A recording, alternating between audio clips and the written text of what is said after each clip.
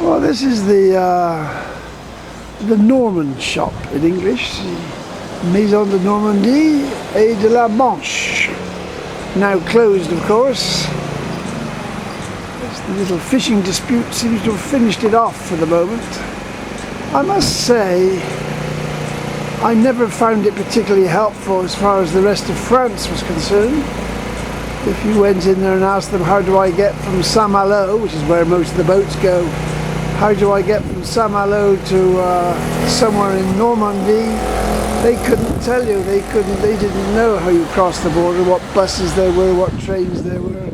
You had to sail into Granville, but of course very few boats go to Granville, so I didn't find it very helpful. And I didn't realise that the honorary consul supposedly operated from here as well. And I thought it was a woman. I thought there was a Jersey lawyer who was the honorary consul for France, so maybe it's well, you have one for Normandy and one for France. I don't know, but it's... Anyway, apart from all that bitching, the idea is a good one, that you have somewhere where you can go and discover information about these other countries. Because as I filmed the consulate from London for the Romanians, and they were making passports. They were here over the weekend, and they had several hundred Romanians, and I was trying to make the point that that's the situation which can apply to us all now that we're outside the European Union without any doubt whatsoever, and it's not going to be so easy to us to drop over to France or somewhere for a little vacances, with or without COVID. The transport services, when they revive, will not be quite so easy, and there are all sorts of other links with France and Belgium and Spain and Italy and all these other countries, and Romania of course, where people will want information, and they will want reliable information and possibly get papers signed and franked. So this is very sad that this shop is closing, but we want something like this where all the consulates can operate from. That's my suggestion.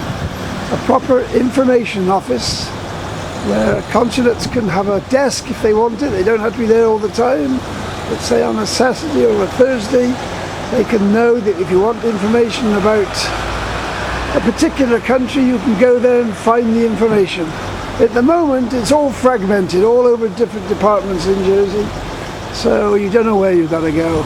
And of course, people from outside the island, if you're living in a foreign country and you want to come to Jersey, it'd be nice if there was one decent office. And the old tourism office now is a shadow of its former self. It's hidden away in the bus station. Very often there's nobody at the desk. It's very inadequate. I don't think they'll even find you hotels now, I don't know. The services that are required, if looking forward, there's an awful lot of looking backwards at the moment. We've got to look forward and plan for the future, and I think the Jersey government ought to be funding a bigger operation like this, where you can get information, reliable information about the countries, other countries abroad, what the people from other countries can do. Can they work here? Can they settle here? Do they need a visa to come here? All that sort of stuff. It's our job. We want this international personality. We keep on about it. Who are we? What's Jersey's personality? What's his identity? This is an opportunity to show something really decent, really progressive, help everybody, somewhere you can get all this information.